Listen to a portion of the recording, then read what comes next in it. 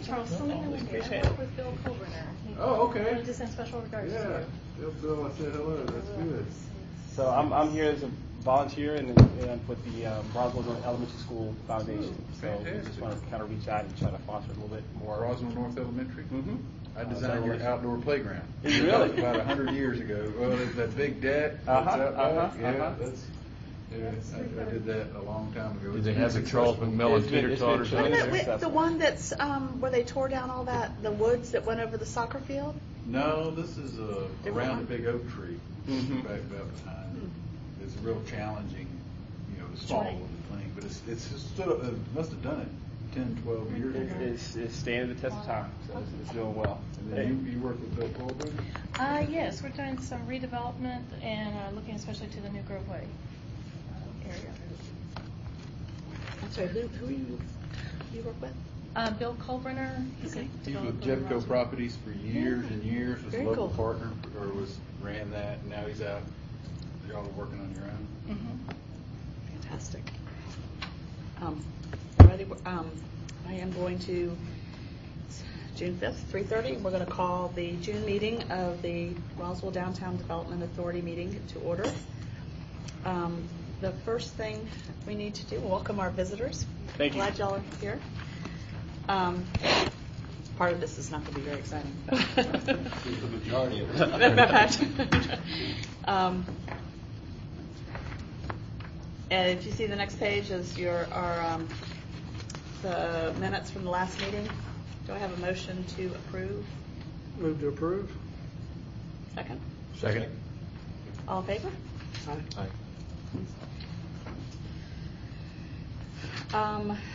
Following up on old business, we are trying to secure an attorney on, not retainer, but on call. And David and Charles are ready to recommend.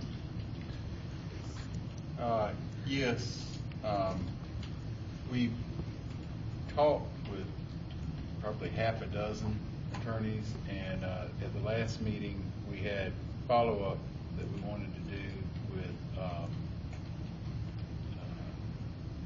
Dan McRae and with Ken Gerard. In addition to, David jumped in and has been real helpful. We've done a script with every attorney. I did basically a standard set of questions that was what we had discussed as the high functioning points. In addition, I called the Token, TOKN, the law firm over in Gwinnett County that Bert DeSutis with, and spoke with one of them. Lonnie Mims had recommended that we talk with them. And I also, based on Stephanie's referral, called Jenkins. I did kind of like a first interview with them. I didn't feel like they were quite what we were looking for, so we did not put them on the list. And we did proceed with the two. And I can give you specific reasons. Jenkins really doesn't do that much, doesn't do any transactional work, and doesn't do closings and then the Token, the other firm, they only work with Norcross, which is a somewhat inactive development authority. They do a good bit of government representation, but it just didn't feel like they were going to be able to address our needs. So anyway, we took it forward with basically what amount, and in second interviews, I think that what we found is that it comes down to a big law firm with McRae who can do anything and can answer pretty much any question. It can handle almost any transaction other than some of the more exotic bond projects in-house, or a small firm that would have that knows kind of the world we live in here in Roswell, who has a good bit of local connections, and does a lot of transactional work and represents a lot of the municipalities right around here. I think after some discussion, it's David and my recommendation that we go with Ken Gerard. It's been sort of just get started with him, and just work with him, maybe give it a year. See, we know that when we come to a transaction, it's not going to be, he's not going to be the firm that's going to handle it. He's going to either associate with a bigger firm, or it's going to be a specific task that we're going to do just like every other development authority.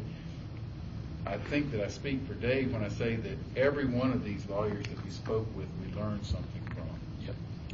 And a couple of the things that I learned is that we're orphaned. It's unusual for a city to not use their in-house counsel. And so that's one reason it was a little bit unusual, is that no other development authorities ever going out shopping. So it's a little bit of an unusual, which should put us on guard. The second thing is that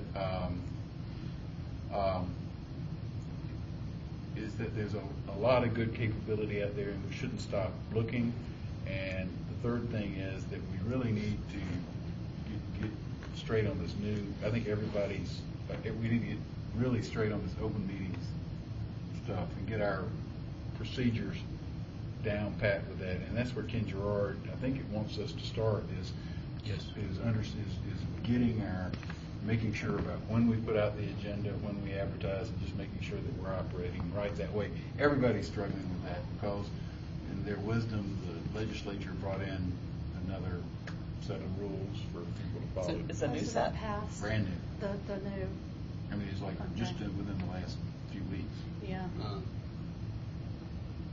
I need to get information. So that's where we are. Did he mention to you what the main changes were on that? Interestingly enough, today we got some information from Frank Jenkins, and it's kind of a summary of the revised open meetings, and I'll post that to the Dropbox after this if you want. I thought about bringing extra copies, but there's even differences of opinion amongst attorneys. You talk with 3 different attorneys, you get 3 different opinions. Let me ask you a question. I just want to ask this, Gerard, does he have a working relationship with McCray at all? I mean, are they friendly, or do they know each other? I'm sure he knows. I'm sure they know. I'm sure that he would. A small firm like that would have to have some sort of relationship. And he was very open about it. He said if you're looking to do any type of bond financing, you need to go. I will be your authority counsel to help guide you through that, but you need to get a separate bond attorney depending on the type of bond that you're using. And he said, I feel really very strongly that it's a little bit like in medicine. You don't ask a cardiologist to take care of your knee replacement. If we were to do a complicated transaction, could he handle that? A real estate transaction. Oh, yeah. Yes, yeah. Could handle that. He can handle it. He bought $80 million worth of green space land for the Forsyth County their bond referendum with land. That was one of the things. That's huge. He is not handling DDAs much in the way of them, But because DDAs typically don't go out and get their own counsel. Right. Right. How does that happen? But the Yeah, I was going to ask, that's Why- just refreshing my memory why David said, Why can't we? is that just why he said he didn't want to be counsel? The ones that, like, some other downtown development authorities I've talked to, the only time when there's a conflict is when there's a disagreement, when there's something, between the city and the DDA that they can't come to an agreement on. Like, that's what Dahlonega told me. They said, that their city attorney has always worked with them, and, I you just don't have wonder a why problem, David's you don't taking a have a position conflict. that's contrarian to what it sounds like 99% of everybody else. He has answered any open meetings question I've asked him, and I think he's comfortable doing that, but because what conflict could there possibly be with Well, it's that, the same and I'm one a for city us as employee? council, so. Yeah, but as far as handling, if there was a deal that was between the city and the DDA, Well, there no, would I be a understand conflict that. there, yeah. Yeah, that would be a little different. So it may But be- most it of may ours be won't be just- that way. Yeah. You know, and a lot, like, I talked to Alan And we have a Dickerson. little bitty budget. Right. And I- That's why I keep coming back to it. I talked to Alan Dickerson over at the Georgia Cities Foundation before, way earlier, and asked him about the attorney, you know, about attorneys, and he said, well, generally when they're working with attorneys, they're talking to somebody who's not a city attorney, but like an in-house city attorney. But the cities they deal with are so small. Usually, it's the same counsel that they're hiring outside. A lot of times, like. Right, it's got a Yeah, firm. and it's all transactions with them because they're doing loans. Does anybody have questions? We can be happy to answer. Did I Well, summarize what we're? I guess, Charles, as you're going down this, when we talk about some of this Open Records Act, we're getting some questions answered by David. Mhm. And then, you know, at some point, we'll have a transaction, in maybe a month, it may be 6 months, and whenever that happens. And at some point, we would hope to get into a bond transaction, which may be a month or 6 months or a year. You know, if we need McRae for that, then we'll get him then. Until that time, there's no reason to retain him and de-age him. I don't think he puts on enough seminars and all kinds of giveaway information that, you know, until that time, we want to pull a trigger because we have a real project to go. Then we'll go get him. In the meantime, with Gerard, we can form a relationship with him. If we get to the point of need to do a real estate transaction, we'll go there. But I would say, why don't we lean on David for Open Records? Because that seems to be the thing we're kind of working, which doesn't cost us anything. I'll see. I mean, we won't No, ask him I to don't- move into transactional. Yeah, I know that, conditions. and I don't think he's comfortable with that kind of. Yeah, but I stuff, mean, but, we'll keep a kin for transactions. Maybe we could go talk, I mean, we can talk to him, Stephanie, that puts you in a position, I mean, we went and Yeah. talked to him before. Well, and Nancy has too. I mean, I just don't Councilwoman think we have Donovan. that many questions related to that, and the transaction's not going to hit until we have something to move forward on. Here was one of Ken Gerard's actual comments. My question to both the people I did follow-up interviews with, that Charles talked to, said, specifically, are there any do's and don'ts for new directors and the new DDA that you'd like to emphasize? And Gerard's answer was, I would want to ensure everyone is very comfortable with the guidelines you must operate within. You need an understanding that, and have a comfort level of leaving a clean paper trail, because you're going to need it not so much for the time being, but for a point in time, maybe 2 to 5 years ahead, in future, where some activist comes forward and says, I want to know why such and such was done and who said what. And he said, we need to make sure that documentation is there and done and clean, because no one will remember, so it's got to be documented. And said further, you need to understand ethics rules, conflict of interest rules. So some conflict of interest rules are extremely clear. If we're looking at acquiring properties right next to some, say Ralph's property, I mean, obviously it's a clear conflict of interest. But the other can be very gray. He said when someone has property maybe a half mile away, a mile away, does a halo effect affect that? Yes or no? And he said that's what you need to guard against. Well, like we've said, one of the requirements of being on the board is that you have a conflict Right, of interest. and they both recognize it. They said, you by definition, You have to. You're all in conflict right at the get-go. But you pull back. That's good. I don't know if you were in here. We're really in the beginning stages. We're trying to figure out who our attorney is, what kind of insurance we need. I mean, we're at basic level, so just to let you know why we're. Yeah, when it's, and we say conflict of interest, it's more of if you have to be invested in the city. Right. It's literally a legal requirement to either live or have a business. Or obtain revenues from transactions. Right, that would be. So do we want to plan on hiring Ken Gerard, but not take any action on that until we get a little bit straight on our open records and our operating procedures? We have a motion. The motion I would put forward is that we plan on using Ken Gerard at the point in time that On-call counsel. on-call counsel, and that when you feel that, I think we leave it at your discretion in case you need it, that as the chairman. I'll second it. All in favor? Aye. That's unanimous. Aye. Thank you so much for doing all that. I mean, it's gone to a ton of people. Dave, the budget update. How much Well, money did we get? We're just moving interest around and we count in pennies, so there's not been much movement. So haven't written a check yet. And, But they finished the budget, yeah, we had a. and that we were approved? Yes, let's see. Our budget was approved in with the big budget. Stephanie, is the council all the way through? I guess we did. She said they were done last Wednesday. The other night, yeah. So we are done and approved through, in connection with the city council budget. That affects some later issues.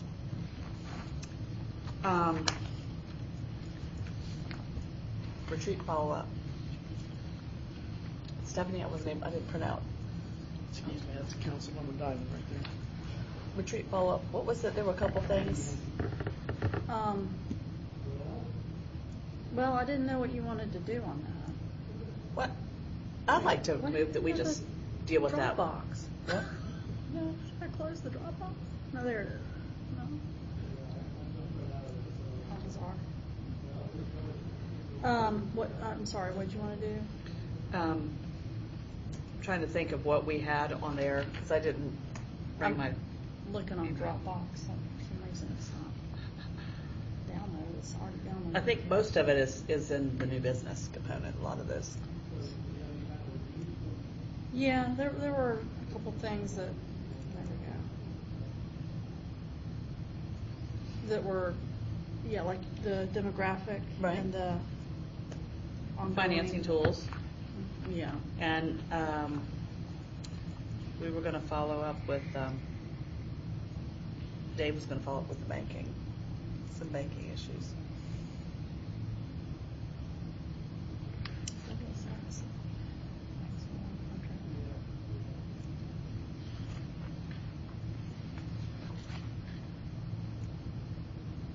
Oh, it's probably under here.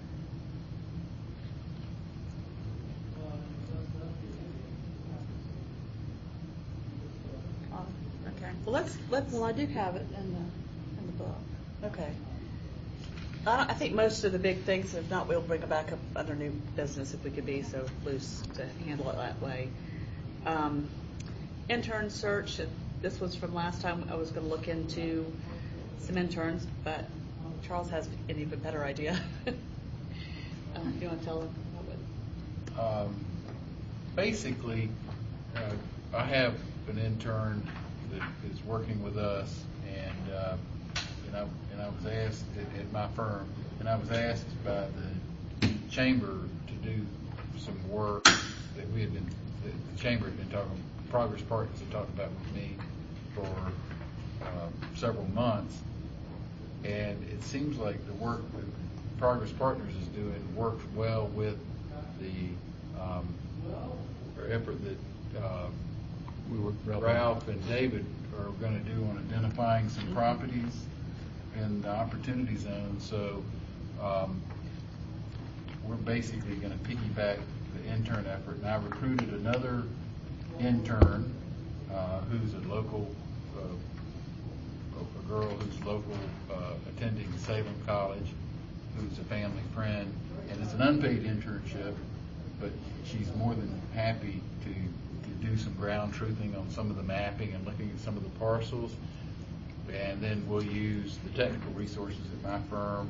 I'll donate up to like 20 hours of technical time to help put that in some of the mapping. And it may happen, and with the wonderful things that we're starting to do, the nice thing is that there's a confluence of purpose with some of the analysis that you're doing, because we're all using the same software. Lord knows it may look like we even know what we're doing here pretty soon when we talk about demographics. Not we'll have enough data to. We'll have enough data to choke a horse. I do want to be careful that we don't create a monster in terms, I think having a few interns running around and helping us get smart about what's out there, I think is a real good idea. What I would propose is that by the end of, at the end of that effort, we look at what we have, and is it going to be a simple enough layer that we can manage it? I don't think it's going to be that huge, so it is doable. So there are some, it's Well, like really we were important talking about about. the way we set this up. But bottom line is that it looks like we have 40 to 60 hours of intern time that's available starting immediately. And we're actually having a meeting at my office tomorrow morning at 10 o'clock to go over some of the chamber work. I brought a GIS plan, and this is just very preliminary.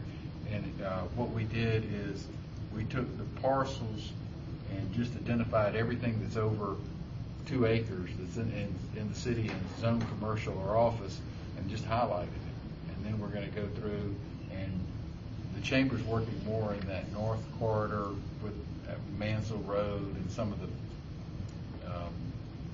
up towards the hospital, and they're looking at big job creators and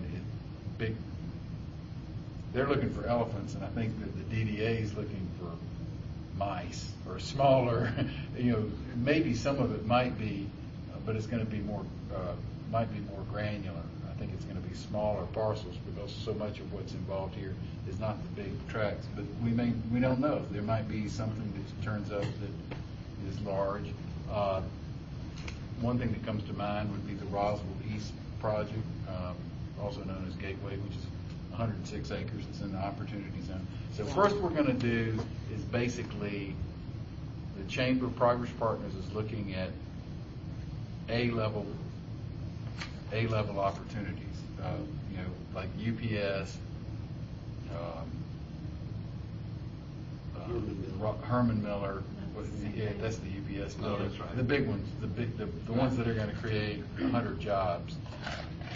Then we'll finish up with that, and then we'll look at the Opportunity Zone and apply the same methodology. So that's our That's basic plan. fantastic. And what hit me when you're saying that is that we focused on the village area, and this will give us, by the time we can shift up, what a great base to have sitting there. That's what I'm thinking, is that we're going to sort of, it's going to be easier to work with the if you will, the 100 job plus places that we know exist right now, and then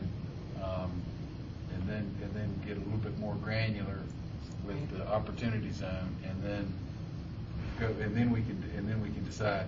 But we have to. One thing about it, having interns makes us go ahead and do this. By the end of July, it's got to be done. Well, your scope, Ralph, was to identify the parcels right along the Highway 9 corridor up to Midtown, right? Basically, yes.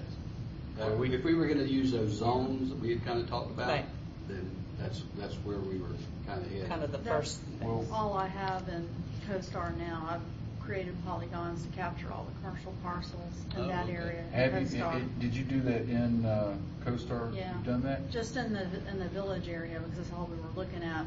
It'll take some time because my screen's this big to try to get down to the parcel level in CoStar to get the rest of it, but Okay. we can do it. We're going to need a couple of things from you. We're going to need updated parcel information. I need to get a shape file for the Opportunity Zone. And there's going to be a number of things that we need like that. And I think that Stephanie has a real good start on. Yeah,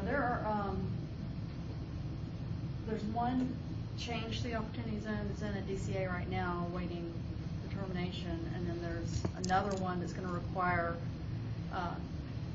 increasing the urban redevelopment area in order to get those into the Opportunity Zone.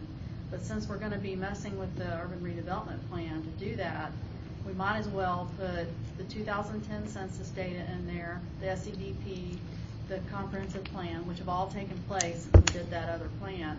So we're going to be totally rewriting the urban redevelopment plan and adding an area to it because the census blocks changed, the poverty areas for the Opportunity Zone. So there's more that we can get in the north on Off-Road Highway that we couldn't get before. Really? Yeah. Okay. It'll be a new one, though. It'll start whenever it gets approved. Just to go ahead and close out about the professional assistants, 20 hours of paid staff, which is basically my engineering intern or me, and then 40 or so on this kid who's doing it for free. And I'd like her to be able to spend some time maybe with y'all talked about or something like that. helping. Yeah, you get her a good recommendation out of this, you Yeah. know. She's going to, she's actually, in the fall, she's working with a group of, this intern is going to be working with a group of students from the Winston-Salem area, looking at economic development best practices in and around that area with a group of other college students. So she'll actually, at Christmas time, can come back and tell us about What we're doing. what we're doing wrong. So there's a really good, there's just a whole lot of real good things happening right there. Her name is Meredith Barnes. And some of y'all have already met Annie Blissett, Yeah, who's getting a double major in engineering and public policy at Carnegie Mellon. So she's Smart. yeah, she's pretty heavy duty. Well, So- because of what she's doing, would you want her working on the demographic? Because digesting some of this stuff would probably be great if she's interested in the demographic side of this stuff. She's very interested. Right now, we're all drinking out of a fire hose. So let's see what happens when we get it down to a trickle. We can Just talk. let me know. That'd be. I'm very interested. I just want to make sure that we do. It kind of sounds like we've got two avenues going here. We actually might have three avenues. I was thinking three. I guess my question is, because of the time limit, how do we want to get started out of the box Right. This is really interesting because Dan McRae's 11th rule or 11th commandment is to proceed, to go ahead and do something, which we have enough entrepreneurs and in this Yeah, group. that's There's not down. much trouble. We'll ready, fire, aim. Okay. We went ahead, but that was his 11th commandment, was to at least get started and do something. So, what's your question, Ralph? Is what do we? Yeah. Well, just in order to maximize our limited amount of time, which area do we, I guess, I'm a little bit confused as to, are we going to have three separate projects going at the same time, or is this They one need to be project? sequential. I think that we're going to do this. We're going to go ahead and do this for Progress Partners Okay. and get started. It sounds to me like almost simultaneously we need to get up to speed with what you're doing, and then and move into that area, and we'll just use the same methodology. Well, in the SEDP, we have a work session next Monday with council for the final product, and then a public meeting on Tuesday. For Is the that final right? presentation is on Tuesday on the Strategic Economic Development Plan. And, that's going to have target clusters and industries and things like that in it. Well, let's just But pick a couple you're of gonna- real obvious clusters for these guys to work on, Like and let that healthcare. sort of stuff out. Pardon? Like healthcare, or that's a pretty obvious cluster. Well, which would be up around the hospital? Yeah. Which we could go ahead and literally, But we don't have that in the DDA boundary. we don't have it in the DDA boundary, but I'm doing work with the chambers. Yeah, I mean, you're this is doing with the things for the chambers, so I'll go chamber. ahead Yeah, and so that doesn't gather matter. some of that stuff. Yeah. But But what it- I'd like to it'll do cost- is. What is your scope for the chamber? Maybe I don't understand, because first you're doing 2 acre sites. It's Can the, you yeah, it is, I'm a little bit unclear on it myself, we're figuring it out as we go along, but basically, That's always it's. the That's because you're dealing without an act. Loose scope is always. Partially reformed developer. The idea is to reach out to the major leasing and property management representation for the big active projects in Roswell. And there's not that many of them. Yeah, I was about to say, we're missing one today. Yeah. Can I interject for a second? I sense that this is an RBA chamber push. Which is a wonderful opportunity for us to try to collaborate and talk with them. And this find out- is, You're this right. is something that Ralph and I have had numerous conversations this week about, is that, it seems like there's a lot of people doing a whole lot of layering in here, and we have a lot to do. I'm trying to prevent that from Yeah. happening, exactly, this is it, and because I started talking with Progress Partners about getting involved with some decent mapping and understanding what the needs are, a year ago when they formed. The other thing too is that, just along that, when you're talking about mixing efforts, is that everybody's trying to come up with a story to tell, and when we get into this demographics, that's the way to tell the story. And the fortunate thing is that I don't know if y'all realize, but we're using the same software for all of this. Her demographics, my mapping, the tax information, it's all in the same software package, which is a beautiful thing.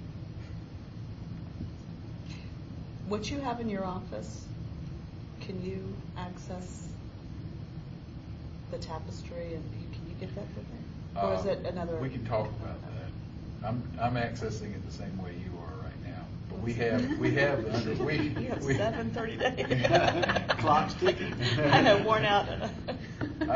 we're an existing customer. What we have is the base product. Okay. We have 2 licenses for it. What we don't have is the add-ons. Yeah. So. So I think that's what community analyst is. Yeah, it's an add-on. Yeah. And it's an online And I have a thing, which is- 60-day trial. I have a 60-day trial on that. One thing about it, I'll know everything I need to know about it within 60 days. Yes, you will.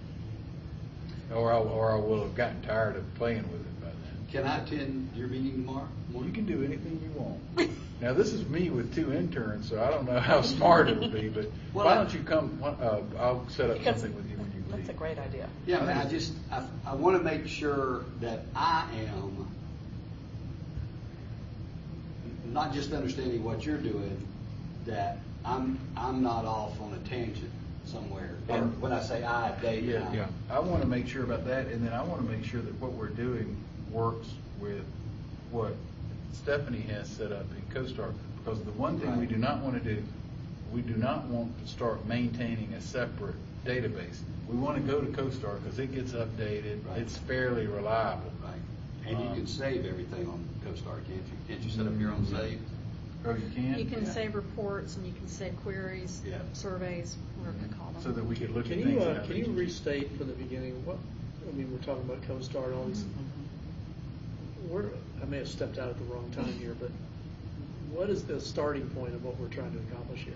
Because I got a different, I got a What little. is the ending or point? the ending point. Yeah, let's begin with, Stephen Covey always talks Yeah. about ending. Yeah, what, I think, I'll jump in. and then I'll try to sync back up. All right. It's to get the data behind to build the story of why, as we're generating these ideas of creating catalytic projects, et cetera, that we have the background, the facts to back it up. That we can sell the story to people not familiar with what Roswell has. There's plenty of people, who just incomparable, and that's part of it. So that's how I see all of it coming in, because you got to show them what. So I want to make sure we're not going down there. When I think about the Strategic Economic Development Plan, which is a boatload of information, between comp plan, we generated all kinds of demographic data. So, there is a lot of data that's already been assembled that I don't know that we need to start recreating that. So I would want to suggest that if we're down to, here's where I was thinking more, is that if this data that we can draw from can help us to inside the Village Corridor, along the Holcomb Bridge Road, 400 node, whatever, in these different areas, that there are catalytic project opportunities in those, and we can develop the data that supports why that's a good location. Further, it gets into some engineering about, we got a way to deal with stormwater, we got a way to deal with traffic, curb cuts, whatever. But I'm getting more to, if we've got several locations, like here and there, what is it about those locations that can draw? What is it that it can draw? as a potential, as opposed to a broad-based sort of, because we have so much broad-based stuff right now. This is, okay, we're talking about, we Two are different mixing, little we are slides. Yeah, mixing two different yeah. things. Well, that's what I'm getting at. Forget about the demographics. Okay. We're going out and we're looking at property. Okay. And we have a lot of information on the property. I can go to a piece of property and I can tell you what it's, all the county information, everything the city has. What we don't have is accurate information on maybe who's the contact or something for it. Okay. But we can, and my understanding is that Ralph and David were kind of going out and basically doing an inventory, if you will, of those couple of little areas. Anything that Monica's talking about from a demographic standpoint that tells the story or something like that is ancillary. And it's going to be, will only go down to the census tract size. You can do it based on the census tract, which gets pretty small. But, pardon? Block group. Smaller block group. It does go to a block group. Okay, well, so it goes down to a block group, so it can help tell that story. So I think that what we're doing is saying that we can bring together CoStar information that's real estate related. I want to lease a building. Site-specific information, which I don't think it's a real complicated inventory, and then demographics. But For example, let's just go does back. does that help address your information? Yeah, We're not. still a little big picture in terms of what the outputs are. You know, Well- in terms of, There's a lot of different. Well, see, and that's part of why I want to go hear your discussion in the morning, is just to make sure that we're all starting off on the same plane, from the same starting. Sure. We're at home base, starting off to go into first base. Sure. Well, you probably need to decide what information you're wanting to gather, because everybody has a different use in mind, I think, for the information. And, I think that GMA sometimes helps out, BCA in the past has, with these inventories. And Nikki gave me a good site to go to at the University of, it's a joint project, University of Wisconsin, and I can't remember who the other university was, but they give you a really good detailed overview of how to do an inventory, and it's basically done because it's your product. And you need to know from anywhere from a tax-based standpoint to what the size and the assemblage and for all kinds of reasons, what's there, especially in a DDA the size of the one here. It's pretty big. yeah, and maybe that's where I was going, is to Yeah. say, we ought to zone this out a little bit. Let's pick a primary spot instead of trying to wait till we have every little. That's fine. Because it is huge. and What there's so I'm many areas that need responding focus. to is that economic development plan where they said we needed to set up something to learn about the properties. And I disagree with the economic development plan that it said we needed a separate numbering system because there's already parcel ID numbers. But I that don't know why doesn't you help, wouldn't do though. that. Pardon? That doesn't always help. I mean, if you have a business owner who has more than one parcel, You it's, could do and our so. parcels are can be an entire office complex, or it can be office condos, or it can, it's Yeah, just but I not, think for our it's not purposes, it's consistent. not going to be a micro. For our purposes, we're going to go and get started this way, and then we can. Yeah, if we run can into see. an issue. I would love to know what area we're focusing in, and I don't know that from a DDA standpoint. See, I thought the DDA zone 1 was here. Yeah. Right Yeah. here, right here. For Midtown South. Village. Midtown South. Midtown South. It was, y'all Yeah, called it the Holcomb village. So Bridge, that south of the would, so river, we would right. start. Yeah, not quite Holcomb Bridge even. That's right. We were going to do where the. It stopped at bank Strickland is. and Thomas. Right. So Yeah, s- we had that on the map. Right. yeah. It's about half of Midtown and the gateway area, if you will. So that's what I'm thinking, is you're going to be doing up here. We're not, we put that as a secondary, we just you can't fry the whole fish there. And then, Ralph, if you're working coming up, we're going to end up meeting. Mhm. And so by the time we're able to move up here, With the progress partner. they're already, they need to be, if they're moving forward with the big But you can't subtract our interns' time on that section from our section. Well, all three of the SCDP's Catalyst properties are within the Yes. DDA boundaries. Right, right. And have the same owner Where, who's on the DDA. So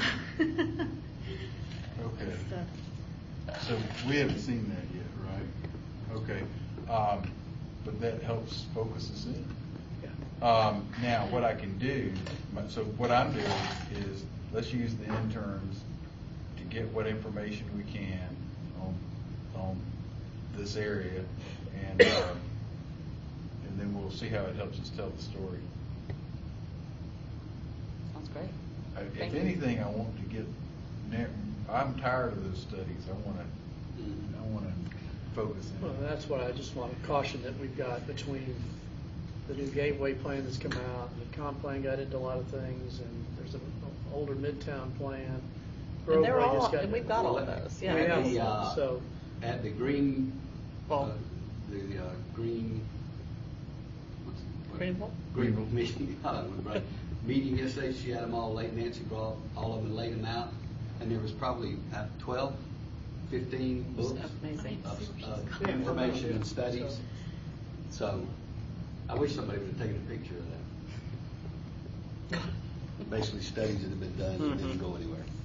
Or since they didn't go anywhere, but All right, does that help? they're going Yes, farther. thank you. that's right. They're our foundation. Because we're preparing the reports for, you know, the 5-year Just let us know what we update can do for to help. the Atlanta Street, and there's a lot of things we can check off on there. Could you come by tomorrow? Why don't you both, if you could come by at 10:30, or David, Dave's, are you going to come by at 10? can you come in? We can see. Let's regroup after this. I'll see what I got on my schedule. So that I think the biggest thing we can do, 3 things we could do. Well, number 1 is focus where we want to do it. Number 2 is make sure we get if what we're doing works with what Stephanie's doing. And then number 3, have a better understanding of what the city is doing with their very capable GIS system. And I would tie that back as to connect back with Steve Stroud as well. And Yeah. he's working with Progress Partners because, But you see, know. he doesn't have access to any information yet. That's why he's trying to contact us.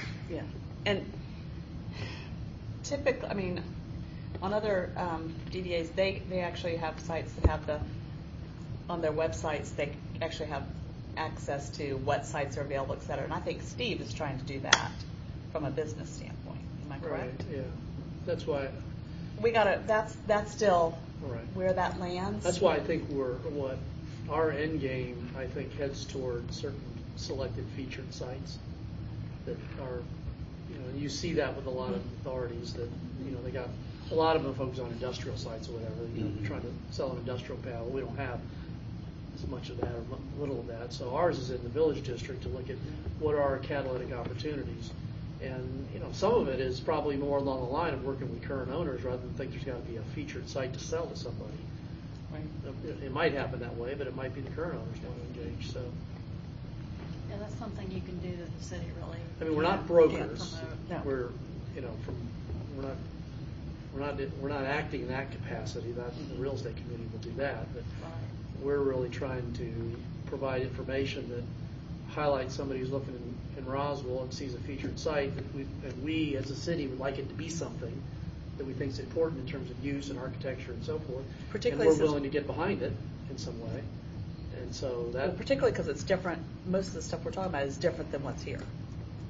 yeah, And that takes a harder right. sales position. Moving into different architecture, different village look, you know, yeah, Yeah, there's new codes. ways to make some of those sites more ready too. If you already have the environmental done, you already have certain things in Right. place, and it's just ready. Right. Thank you very much, Charles. Welcome. Can I jump on the insurance quotes? It has your name on it, but I will jump Yeah. on it. Just, I'm gonna give you all an update. We, because this is the board liability insurance, we have several quotes coming in. Richard Hessler has been looking over that. This is one of his areas he seems to know a lot about. He is not here, out of the country, so I would like to, this is where I don't know technically how to handle this, but we don't have anything to vote on today. I don't have anything to recommend today. What I would like to do is get it voted on between now and the next meeting. Can we take a vote? Could someone motion? Okay. Can we do that? You could move to have, to designate someone or a committee of people who would make a decision, but you can't make a decision outside of an open meeting, That's not, as far as I know. voting on that? And voting on Yeah, it. we can't vote, it's a public meeting. Unless it's available. Okay. Well, we might need to, we'll come back, if no later than July, with a recommendation. I might call a special meeting between now and then. We can get a quorum to come in and meet and vote for that. So please watch for that. It would be very quick. We'd have, recommendation come. All that stuff would be readily available. CoStar, we just kind of hit that, didn't we? You were talking about training? Yeah, some people have been interested in what all's on there, and I'm, it's on my terminal at work, but it's specific to the computer. So if anybody wants to set up a time with me, that was all I was going to say, and come in or So come you in. can't to the even room. log on from your home computer with No, you CoStar? can't log on from anywhere but that computer. It's specific to that computer, that IP address or something like that. I can use my app on my iPad, but it doesn't have everything. I can't save a report or anything like that on it. So I was just offering. I would like to get with you on what you've done Polygon-wise and kind of what you see us doing around some of the catalytic, focuses in on the catalytic projects. Because one of the things that we can do is if it's going to be in a fairly finite area, is we can build a file, just start building a file on that area. See, I think your information, based on what I understand about CoStar, and your information is very broad and very deep. CoStar's information is surface. I mean, CoStar information more or less is about either tax parcels or owners or tenants. Is that correct? And there's analytics on it too. Which would be rent income and Yeah, it'll give FF&E you and cap rates. It'll give you, depending on the kind of property. Well, it gives you cap rates because they ask for it. They ask when they call about properties, they say, what's the cap rate of your income or Give you cap rate of your absorption sale? And If you what don't tell area. them, they don't have it. Or if you tell them a lie, they have it wrong. You can give it a geographic area, a radius or something, and, it'll give you analytical information, a radius or a polygon. Well, why don't we do There's this? demographic I would like to information, see too. your stuff and hear your ideas tomorrow. And after that point, I really think, because I have used CoStar, I do know a little bit about it, and I think then we could take that information and channel it into that one and, bring a intern or both interns into her, and everybody would understand it a little bit more than if everybody gets together at once. I really think this could be a good so two-step. that'd be step two. Yes, That's you what I would was going to step two. propose as a step two, but with keeping us focused. We have comps too on our package. We bought a package that allows us to do Yeah, see, comps would be great. Yeah. Except comps right now are the joke. Painful. For historic, yeah. That sounds great. Thank you. Thank you very much. Demographic data. I will go, I've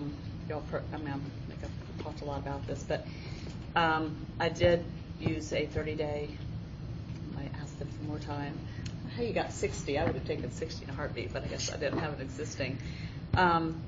It's the Community Analyst, which this particular, it's a web-based program, database, I guess, that's incredibly powerful. I've used them with my business for years. This is much deeper. It's or more flexible, and I'm still learning. I feel like I'm driving a Mack truck. I'm trying to figure out how to separate it and sort. But it is. Yeah, these are some of the. I mean, I could just what I'm doing differently that I think has been done in the other project, the summaries before, what I wanted to look at when I started was not only how does Roswell look, but how do we look to other areas that maybe are emerging in a kind of a lifestyle environment that we are seeking to stimulate. And what I'm going to tell you what I found out. I've known, you know, there's good demographics, but then when I started looking and slicing and dicing and looking at it, like I'd put in some criteria and like where in the country is it like this, or where I'm telling you, we showed up again and again and again, and you started comparing some of these. I took, and I don't have, again, I will swamp y'all if I just have. If you go on the Dropbox, there's just so much stuff it's hard to digest. What I walked away from in comparing is that we are a very, very unique and diverse demographic area. And when you take, so I did 3 different areas I wrote you all about. Roswell, the city limits of Roswell. I did what I call Roswell Draw, which is a polygon that picks up East Cobb. It goes north, not picking up a little bit of Milton, most of North Fulton, the northern portion, and over and picking up a little bit of Duluth and Dunwoody. And so that has about, I think it's 144 square miles. It's pretty big. And I kind of used that as a base and then started comparing that, because that's got a bigger mixture of population. Just because we're not talking about just who's in Roswell. Who's in Roswell is who's in Roswell already.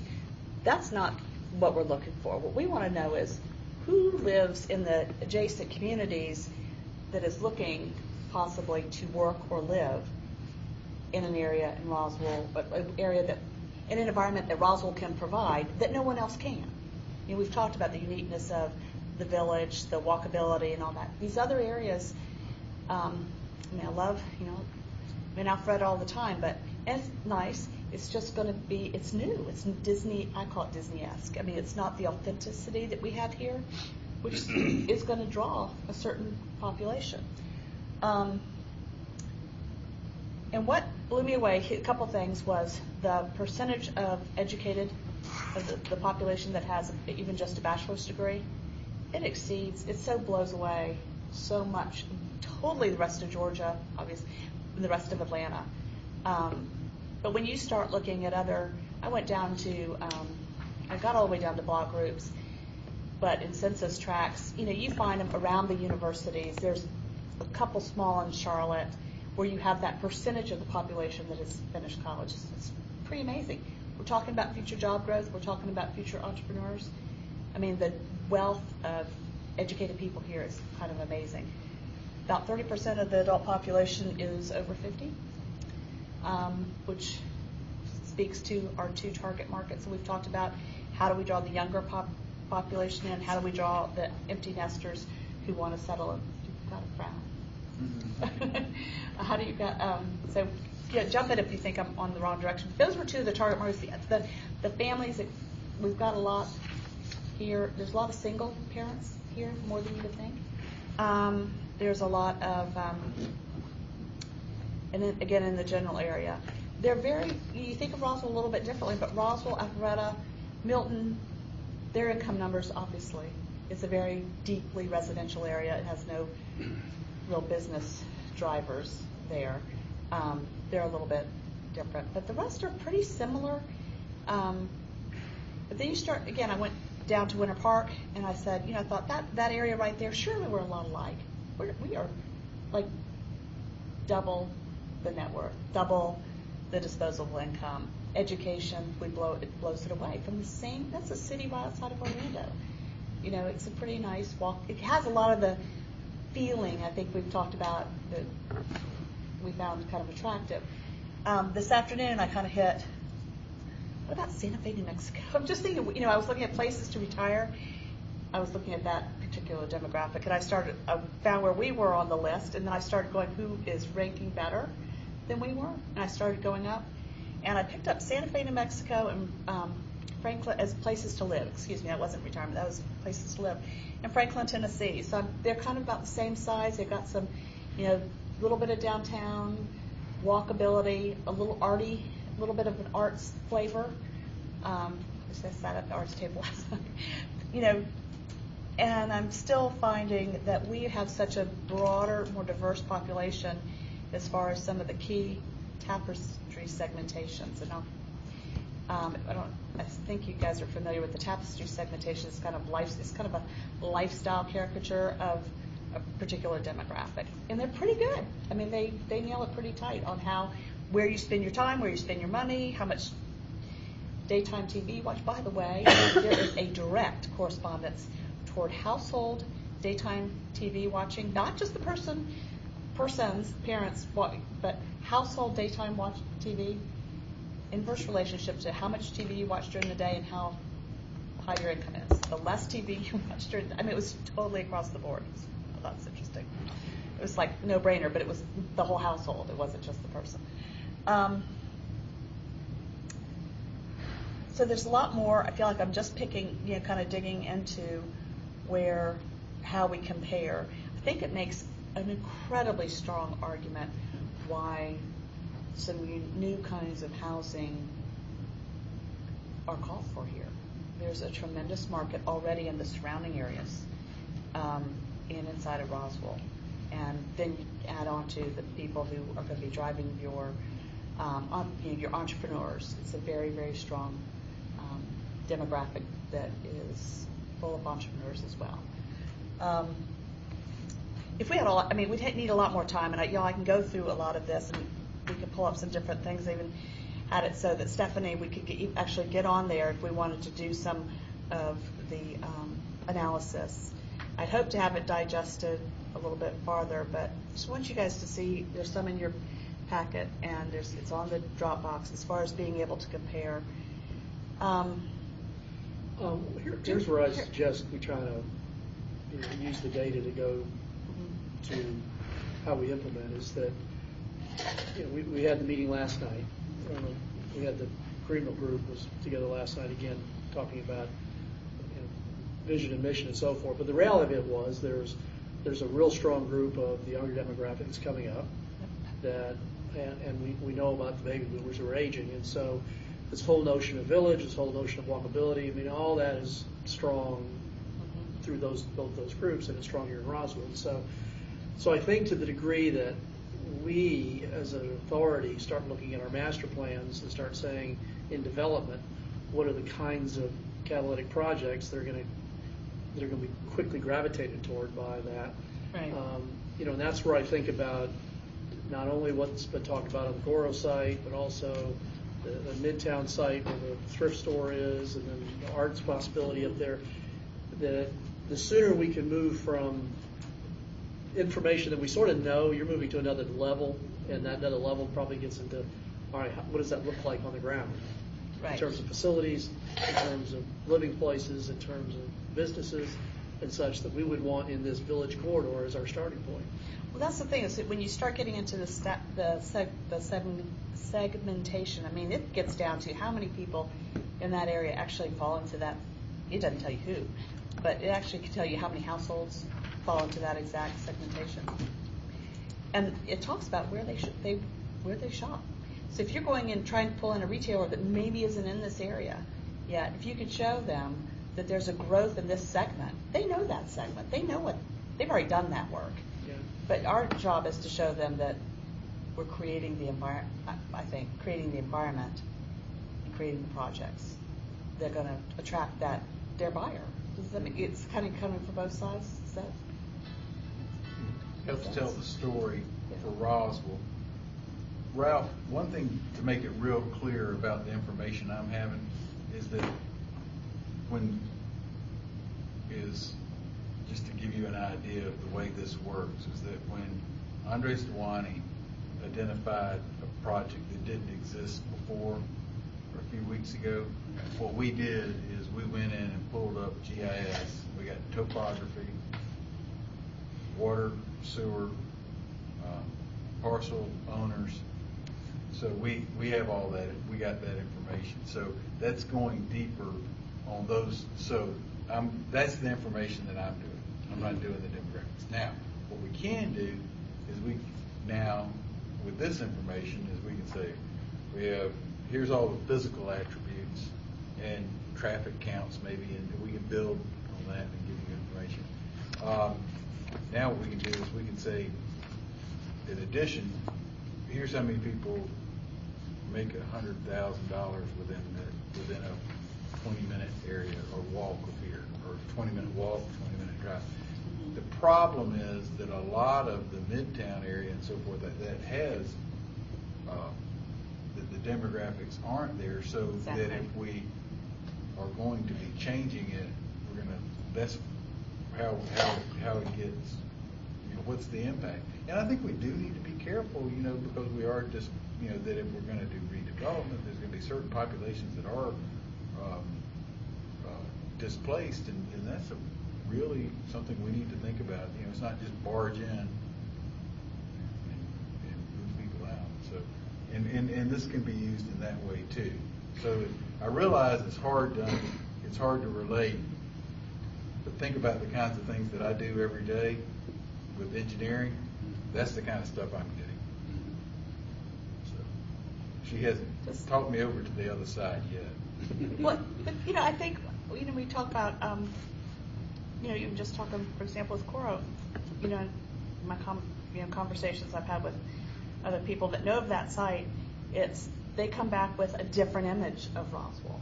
I mean, there's so many people who don't.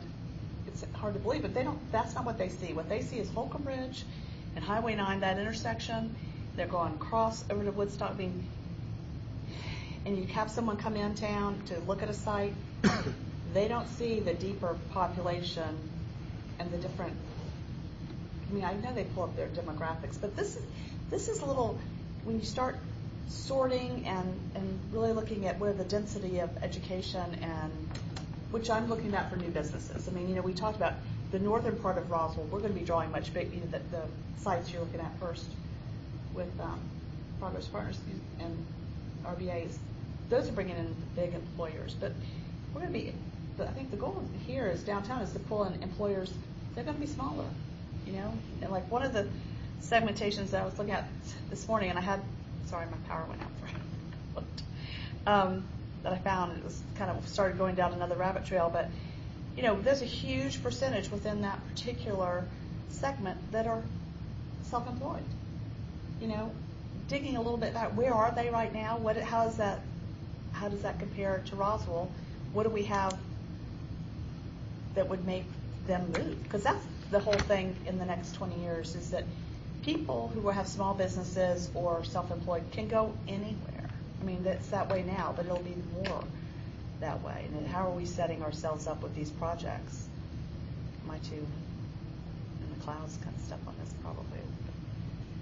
I just know that a lot of times I'll talk about what Roswell can be, and you see people just thinking there is no way. And when you start looking at this, it's like, oh yeah, seriously. The other thing, one of the maps that I had, was where the young people are living, and I went and I started doing some questioning because I was blown away that some of the higher income areas, and I had it where the median household income in the age group 25 to 29, kind of that target area, over 100,000, just to see. That's not everybody you're going after, but let's just see. And it's pretty constant. It's up in your northern suburbs. And this is where I was so surprised, and it's inside the perimeter, but around the north, it's not necessarily in the Midtown area. There's not this deep concentration in the Midtown area. You got that? Was the right one? That's the one. Thank you. Okay. So I thought that was really interesting. So I started talking to some real estate agents some more, and saying, where in Roswell do you have where do you take someone who wants to buy a house if they're in their late 20s, making decent, good income? Where do you take them in Roswell to buy a house? Because I don't. They don't. There's nothing there. They take them north. They end up in Alpharetta. If not, there's also another area. This one doesn't show it. It's interesting. Some of the highest incomes in town aren't in Midtown. They're over by Huff Road, Marietta. Midtown. Not Midtown, but Midtown West. Midtown West. Mm-hmm. Yeah. That's where they are. They're not in necessarily Have you been the over there highlights. lately, though? I love that area. It feels like you're in Buckhead. I know. Well, we talked about Bacchanalia and anthropology. Well, anthropology, you know, they went right downtown Greenville. They're right downtown. I thought you were They're talking right. about Midtown Roswell. Don't go that. She's talking Oh, about okay. down Waterworks. The waterworks, yeah. My undergraduate thesis was right there, and I remember what it used to look like. Was down there. So I think this shows a huge unmet, a huge demand that's being unmet with the housing stock. Yeah, here in well, Roswell. without data, I mean, we're seeing a number of these folks that Yeah. are participating that, I mean, you're getting enough people say, in that 25 to 35. I sat with 3 at my table last Right. night, and, you know, there's opportunity for a little bit denser housing. Certainly walkability is huge, you know, being reasonably close to the Canton Street or a Canton Street kind of environment, you know, whether it be there or somewhere else in the corridor. But those are all options, and the depth of the market from the standpoint of the seniors. I mean, we're doing studies back in Grove Way.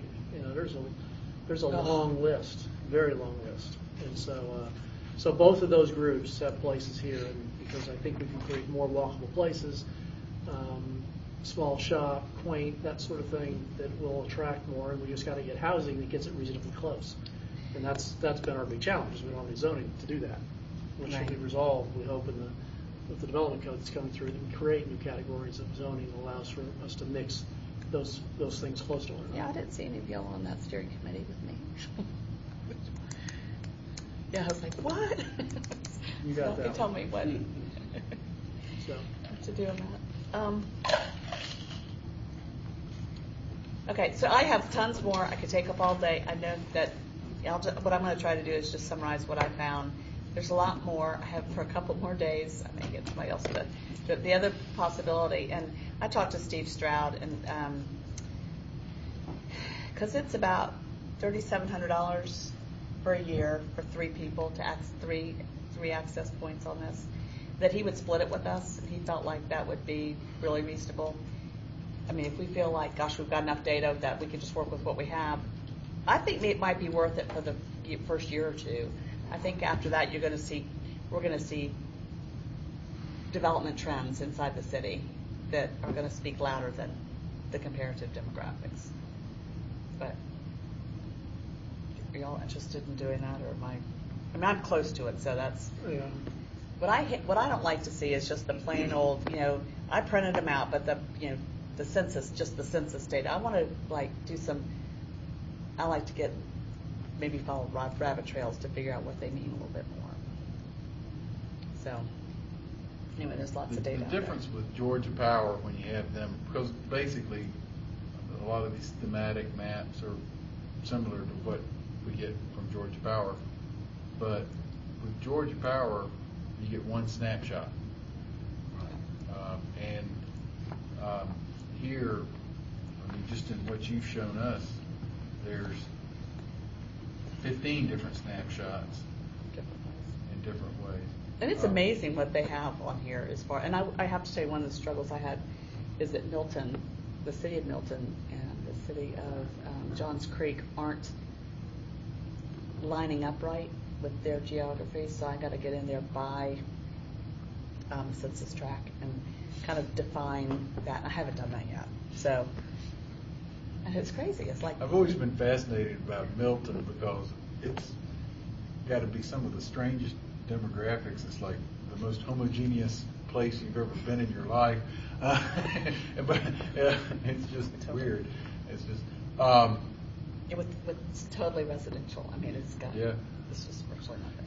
So to answer your question, I think I need to get to an output to get a better feel for how if we're gonna invest in this tool, how we're gonna get to the point. You know, 'cause I'm feeling a little broad. You talk about some things in broad, but I'm not yet getting to Maybe I could. to the action. Seems So how to we me connect like it something to that- being on the that- I ground. definitely This is a wanted to service. get it summarized, and I just. Yeah. Progress Partners needs to provide this. It seems to me, or something, that there's, but the best part of this strategic economic plan, the retail, the assessment that they use, you could tell that they were using all the Esri data. And it was fascinating, the way the inflows and the outflows, that chapter they let us review, it was fascinating.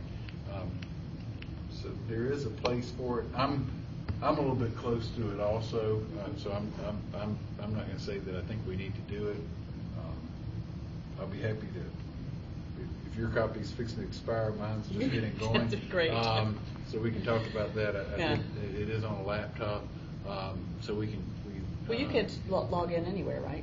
See, I can log in anywhere. That's what I like about this, is that we would have one, and if anybody needed to do it, we could use that one login. Well, Yours you is and I have to specific? talk. Okay. About that. That's the way we do ours. And again, y'all, take a time, I mean, again, trying to do this in our once-a-month meeting, there are, I printed out 4 of the segmentations. I think there's like, oh, it's ridiculous. There's like 50 of them, or 60 different breakdowns of lifestyle segmentation. And like, this is just one, it's called Top Run. It's like I had seen earlier, the proportion of households receiving self-employment income is twice the national level. So you kind of can go after that and find out where those people are. That's the kind of thing that I haven't done yet. I mean, I'm still trying to understand what all those segments are and drive this machine. It's taken me a little. When will you have the strategic economic development plan done? When is that supposed to be done? We have a work session on Mayor and Council on Monday night, and Tuesday night is when it'll be presented to the public. So it seems to me that what we need to be doing is to take all this that I'm doing, that you're doing, and focus in on those catalytic projects. Right. Right. And get real razor sharp. I just want to caution that we don't, I mean, we're a volunteer staff here. We can be doing, I mean, something, you spend a tremendous number of hours on a lot of things that we can be getting into huge amounts of analysis and data and so forth. I just want to caution that, you know, the economic development plan was put together with consultants who did a lot, not maybe exactly the way you did it, Monica, but there is industries, there's focus on markets, there's focus on property, and that plan was intended to be kind of our guide. I mean, frankly, it was put together as our playbook. I mean, and we're one of the primary recipients of that playbook. And so, But how do you go out and find other markets that are doing it, that are successfully attracting that population? And there's Well, where you're going to find the developers that can do that kind of, that are comfortable doing it, like Glenbrook, for example, giving you that kind of thing. well, we can, and that's where I think you get to projects, and then for projects you lead to, you know, who's going to be interested in doing those sorts of things. But the study went into various industries to look at. It did recognize the home-based business. I mean, there's just a lot of stuff in there, and it's an extensive document. Right. Not all of which everybody agrees with, but it's got a lot of things. So I'd caution before we get too far Well, that's out of our skis a little bit. that one we were supposed to, because I read through that. I didn't get, maybe, You did didn't get the I focus. get didn't feel the focus that you're talking I about. didn't feel the focus at all. Matter of fact, I came away from reading that thing very upset. You didn't see a lot of the chapters. Yeah, you Yeah, well, what I saw was That a was very a- unfocused grocery list of implementation plan that was, That's the last chapter, though. yeah, that was, so I think that any focus, I agree, I think we're gonna have focus. We have an overabundance of opportunity. I hope that they heard us and we gave them some comments about focusing in and prioritizing some, and hopefully it'll do that. You were on the group, right? Yeah, we were diving into all kinds of stuff as part of the committee. So you've gotten the bubble up of what I mean, we heard data after data kind of stuff, and so I said there's a lot of background that's been done that leads there, and so I would just want to get, you know, probably reread that again, look at it again. If there's something missing, then we go in search of what we need, but not begin to reinvent a wheel. It needs to be in context of with that plan.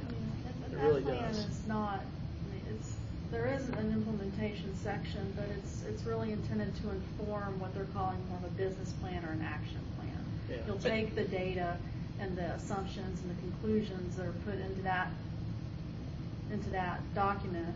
And you don't have to do everything that's in that list either. You can't. I mean, You can't afford it's, it. you know, it's up to the council really to prioritize what Yeah. they see the city getting involved in, or the RVA. Or But isn't this what we're doing, is the next step of that? I mean, in running this, I mean, I did run the general stuff just so, because I was running, you know, I have this limited thing, so I just hit all, I have lots of reports, but, is that we're talking about these two different markets, and I did focus on the residential because this is what the demographic kind of drives. So it's kind of taking that to another level. So that's what I tried to do. I understand that I'm not, you know, it's not like we're starting out like, what do we do here? We already know. We know who we're going after. What other markets are there that are, is there anybody doing it really well that we're missing? I mean, are there emerging community that are just, that we can pull in from? I don't know. Yeah, there were some comparisons like that in the plan. See, I must, I read it. We had a bunch of books of things that are not showing up. All those PowerPoint slides, I must have had 200 PowerPoint slides Really? that had day to day that nobody's seen in the final report. Well, I mean, it's a book Those that. PowerPoints are on the website though. Oh, yeah, they were, but they're not in the report, right? So if you didn't look at all that information, you're not picking up all the underlying conclusions that drove that report. So, There is a chapter that talks about the comparison communities, the yeah.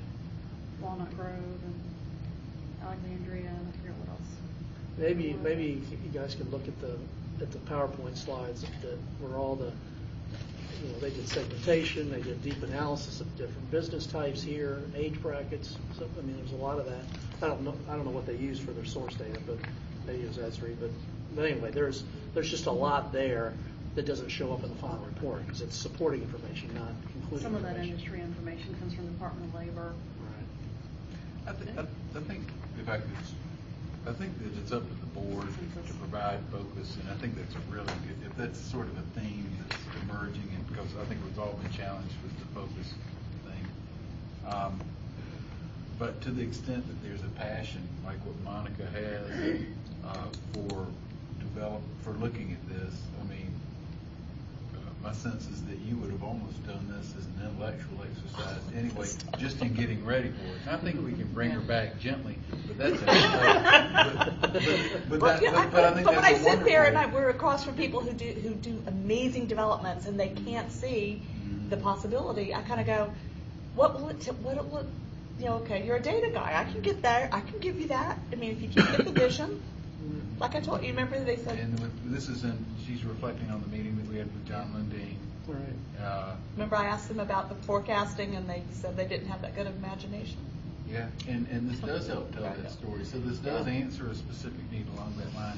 The same was with me. I'm implementing this program in my business. If the DDA wants to benefit from it, that's good. If they don't, that's fine. We're going to implement it anyway and sell it to you later on. It will cost you a lot more. People like Dave can pay for it. So I think that that's part of using the profession as it is, and I think I think that there's a theme to focus over this emerging economic plan that's going to come out. We'll regroup, come into specific catalytic areas, and weave a story.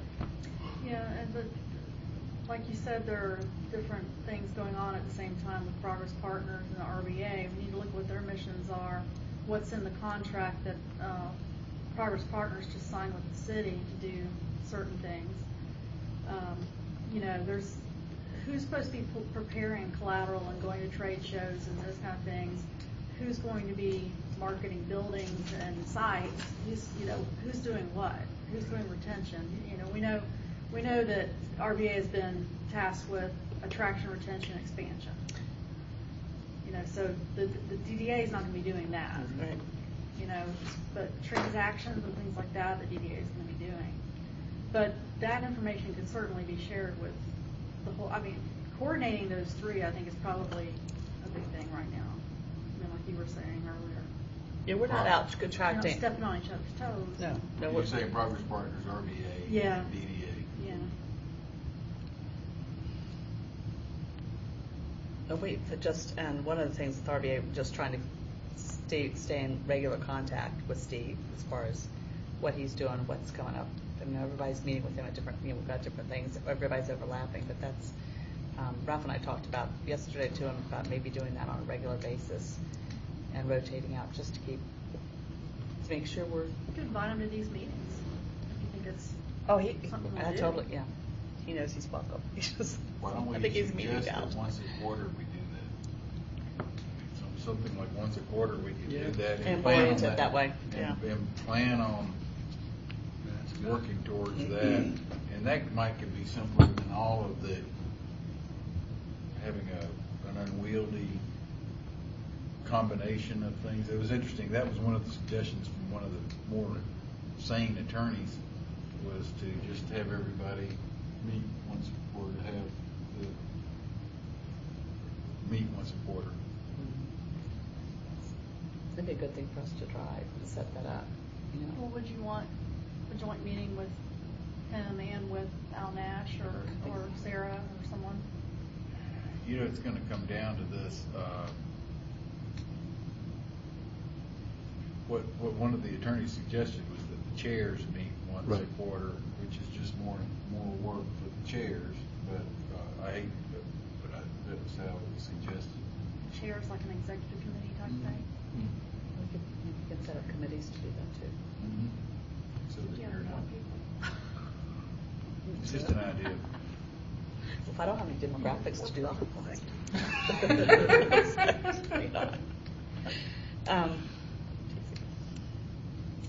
Dave Schmidt. Okay.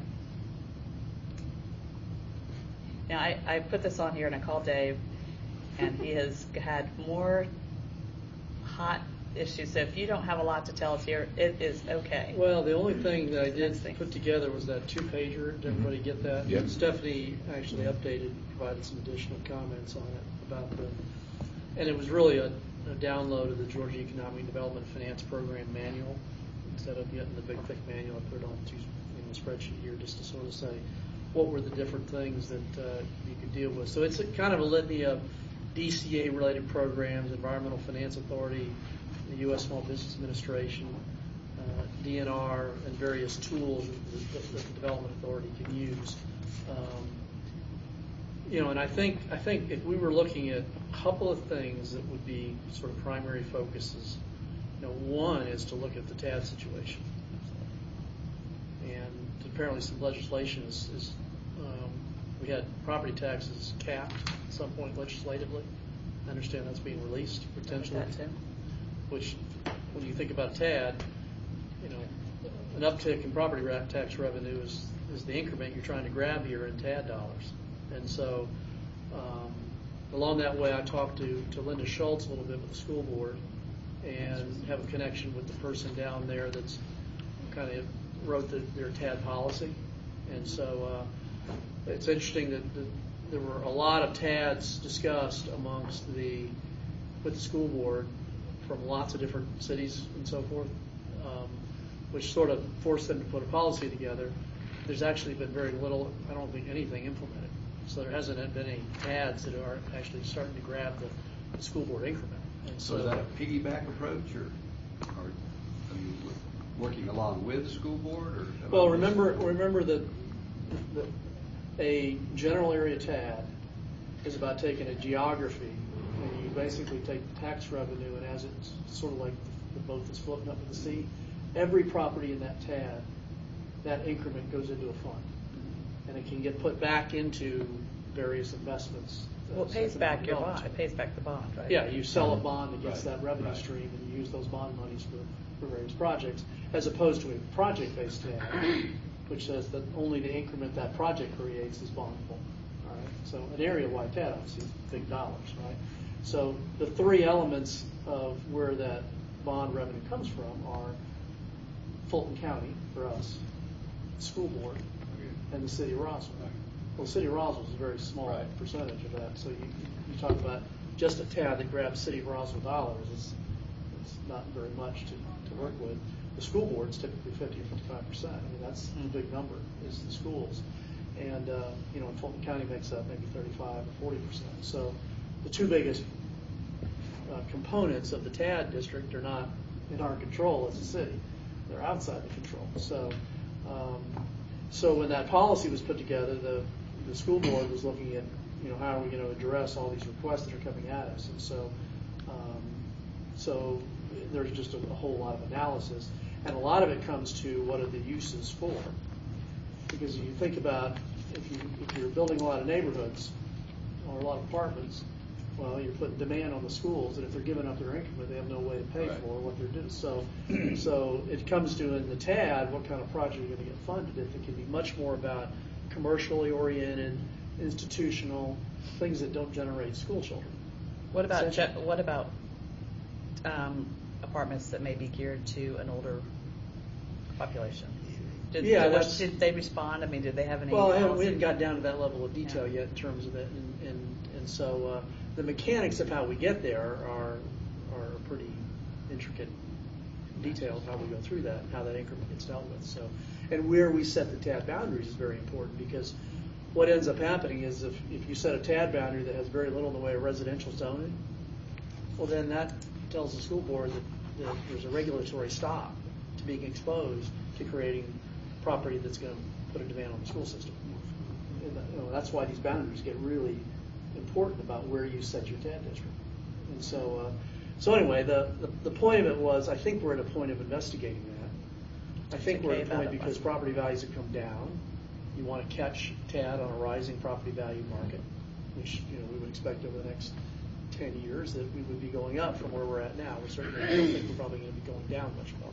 So, and it's important when you set the market, the tax base, that moment in time is a very critical moment. Right. Because Gwinnett County did it, and they did it the minute it went down. So they had a negative increment, which means they had nothing to bond against. They set up, and to change it is a pretty big deal. So we've already put in place, the city of Roswell's voted on the Redevelopment Powers Act. So we've already passed the regulatory hurdle of being able to create a TAD, but we'd have to go through that actual process.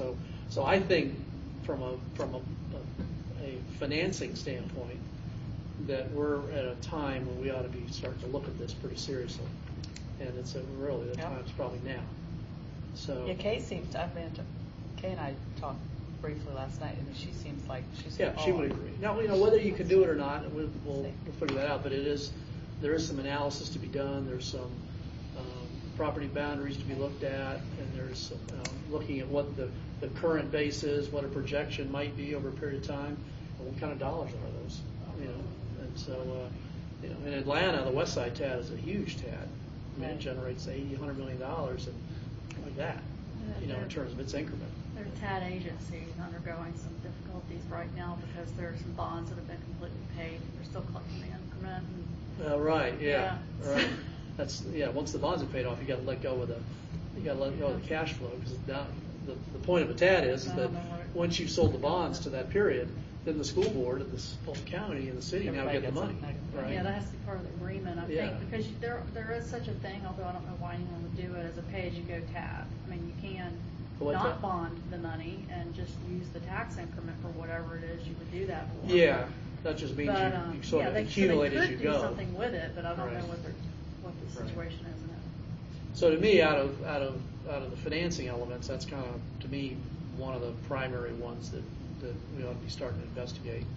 And it isn't just the development authority; it's a city decision too, and ultimately gets the school board involved. And gets you got to deal with Fulton County too, in terms of that. So so putting kind of step one would be to look at a strategy for the district, taxable base, some projection of use, and there's a TAD analysis that there's consultants that do that, Huntley Partners and some of those. It's a very regimented process, so we don't reinvent this wheel. It's been done 100 times before. Dan McCrae probably has a paper. Yeah, Dan would have a consultant for that. So to me, that was kind of one. Number two would be to look at other low-interest loan opportunities that we could, in the case of a catalytic project we wanted to You were support. going to talk to. Like his name. Guy, not a bank, North Georgia. Y'all were going to talk to. Renaissance. Yeah. Ken? Yeah, Ken thank you. Ken Davis. Ken Davis. Last meeting you mentioned. talking Yeah, I about. guess I did. I had lunch with him today, actually. I didn't mention it. But, yeah, I think it's because you're going to the CVB thing that night. Mhm. oh, that Thought you was were gonna it. see You're going to sit with them and ask for money. Right. And then I left early. You clearly. Yeah, so,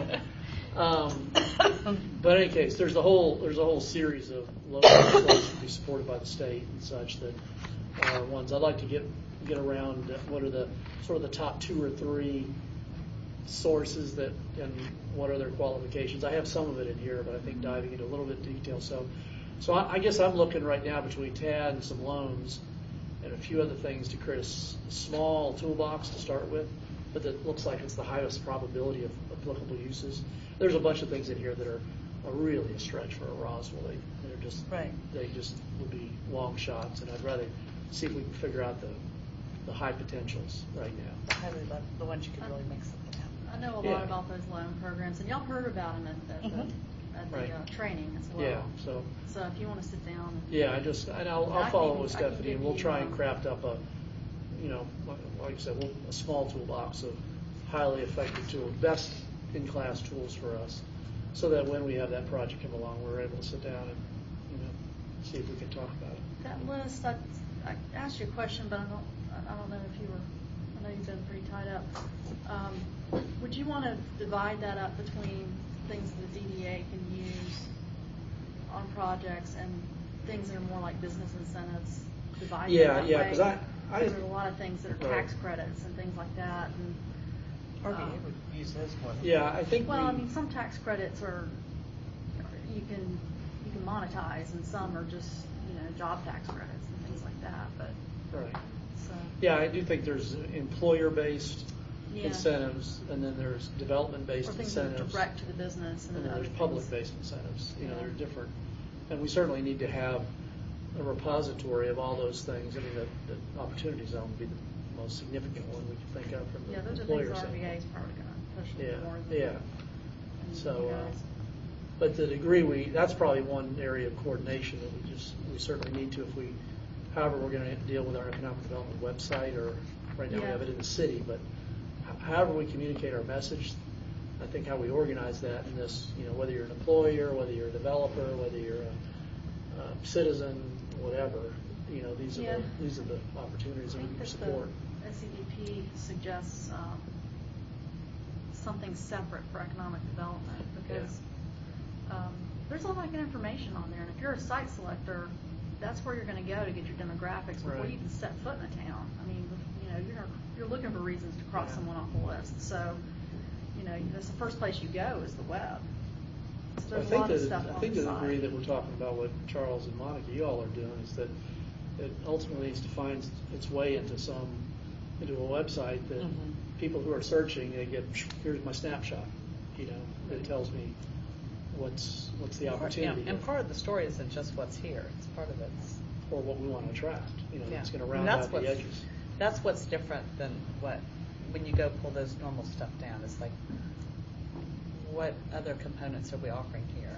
Yeah. I don't see that. And maybe there's somewhere deep in that report, but I don't see that story being sold about Roswell yet. Okay, we'll look at those. I mean, there's always better ways to tell it, but there was a lot of stuff we looked at. I remember that. So, Imagine. Yeah. Again, I bet it's there, and I just didn't. Well, no, Oh, there's a lot they're of not. They the were others. looking at it, not necessarily slicing it like you, or maybe even to the degree of depth. But I did know you went to industries. It did get into demographics. It did get into sites. It was attempting to try and merge that data in some way. And so, Tells the story. so anyway, that's to me. I think if we focus on that, I'll commit to. I've been meaning to try and get with Stephanie, but as well as I guess Bill had some bond information type things. But I think if we can create a short list of what we think are actionable, but I think the TAD situation's a First upfront deal. And to time look at. sensitive. It's fairly time sensitive too. Yeah. I mean, If you went to one of these consultants, could you say, obviously if you had a project, but I mean, could you do a whole corridor? I mean, there's a whole commercial corridor that has nothing to do Yeah, with well, schools. you define the boundaries, that's your district, That's- yeah. essentially. So, They don't, so the city would, whoever's the the driver of that, they would define the boundaries of the TAD. Obviously, it's a project, that's right, but do the consultants come back and is part of their expertise in defining which pieces will best fit the TAD requirement, right? yeah, they get into parcel by parcel. Yeah, okay. So we can kind of give them a polygon for, Yeah, when you look at the area, and then you got to define your parameters and such, so, Okay. you know, yeah, so there Those could be very time, yeah. getting those approved. In fact, I could probably check with Huntley and just get get a proposal on what the steps they go through to do that. That would help to educate everybody on how to create a TAD district. Well, I used to know the woman I think she's down on the Atlanta Development Authority, or anyway, she's driven a lot of Strickland. Cheryl Strew, she's not there anymore. Oh, no, where'd she just leave? She had to have just left. She did, Where'd she go? on her own. She was on her own before, too. Anyway. Well, maybe she could give some information. Oh, yeah. Tell us what to do, what not to do. So anyway, hopefully this will be sort of the starting point. We'll go next step for next month. So go ahead and keep me on that for next month, and we'll try and get a summary of this that we think we can. And I'll see what I can start to gather about a TAD. The next item of business is our Catalyst projects, which involves some. I guess we need to move from. Explain. If we talk about a project where we acquire, there's possibility of acquire, we can enter into closure. So we need to talk. We want to do that at this point. There needs to be a motion from the board if you want to go into closure to talk about the Catalyst projects, or is there enough to talk about that's not involved the acquisition? Three. Yeah, I don't know that I have anything. Personally, I don't have anything specific yet to share. I don't think in detail at the moment. Okay. About anybody have? I asked Lonnie to look at a couple, get some more information, but he's out of town on vacation, so that'll definitely be something we could talk about next time. Ralph, do you? Nothing specific. I think one of the things I wrote down is we've identified, I think in one of Steve's presentations, Steve Strauss, that there's roughly 3,500 home-based or self-employed jobs in Roswell. How do we get our arms around, are they real jobs, or is it somebody selling a few things on eBay now and then and saying they have a job? Well, that's based on business licenses, and generally Okay. people selling on eBay are not Okay. big business licenses. You know, people who are in e-commerce are not location-based, and so they probably aren't in our database. So we suspect there's a lot more. The ones that he's talking about are ones that we actually have a business license for. And also, isn't there a survey that went out as part of that? Part of the, yeah, and there was Part of one that was gathering done in information, there's been a 2007 business also. survey done. I've got it. I think I've got one. Survey. But We spent an hour and a half at a meeting just talking about that subject. I remember that. On just the small business deal. That was a big part of the meeting that we had along the way. I guess my thing is, it's probably, no one has time to try to contact all 3,500 of them, or whatever the number is. But to take a sampling of that group, whether the sample be 100, 200, whatever, somehow send a questionnaire, and is there a way to gather those people together and ask, are there things that Roswell could be doing that would assist you in, and maybe that's already been done? It has been done. Okay, It was I think done as they're part of the compiling- They're SCDP. compiling the results now. okay. And I believe they're Well, they trying to did- attract no, them they- to the RBA, the network. Oh, you're talking about the one that Yeah. I think RBA has done something Right. recently, but they did one for the SCDP asking things like, are you looking to move into new space? And that was one thing that I asked on my survey in 2007 as well. There were other things, you know, what kinds of assistance do you need? And is the city of Roswell able to provide any of these for You know, I mean, some people just, in that segment, just think the city needs to be concentrating on other things anyway. They don't want them in their business, you know. And then there's others who say, yeah, we could really use networking opportunities. And I think for people who are at home, that's huge. You know, sometimes, you know, office services and things like that, shared space, those kind of things. Networking's pretty big. I told you I was going to send you that contact information here. I'm sitting looking at it. I could not find it just glancing at it. I didn't get into it deep enough.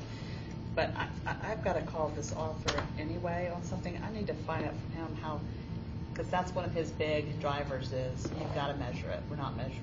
You know, economic development the way it used to be, it just isn't going to work. Well, I always reflect back on our trip to Greenville and, you know, those incubator things they had up there, and I just found it fascinating and interesting that if people could get together that didn't know someone else that's working from home or and they find that they have some synergies together that 1 + 1 = 3. That they could go after markets and customers that neither one could get on their own. But we need how could we get them together to find that? And of course, the selfish intent would be that they move out of their houses and go lease a small office space from Ralph Mills or whoever that's got a lease, and then they're therefore new businesses for Roswell.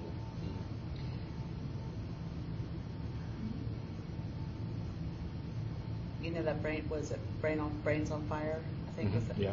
And I was just looking at that space, and it was like I mean, it would inspire you to move, and you know. Kay Love has expressed interest in that as well. I'm sorry. Anybody have anything else you want to put on to talk about today?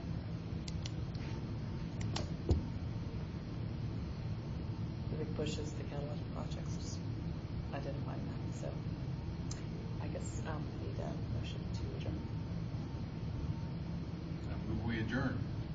So, all in favor? I would like to post some follow-ups individually and then in smaller groups here over the next, by the time we meet next month, Right. we'll be substantially done with whatever we are going to do on some of this inventory. But I think it'll be a good start. We can build on it from there. So I will. Thank you so much for It was fun. giving me help us. So do you guys have any questions?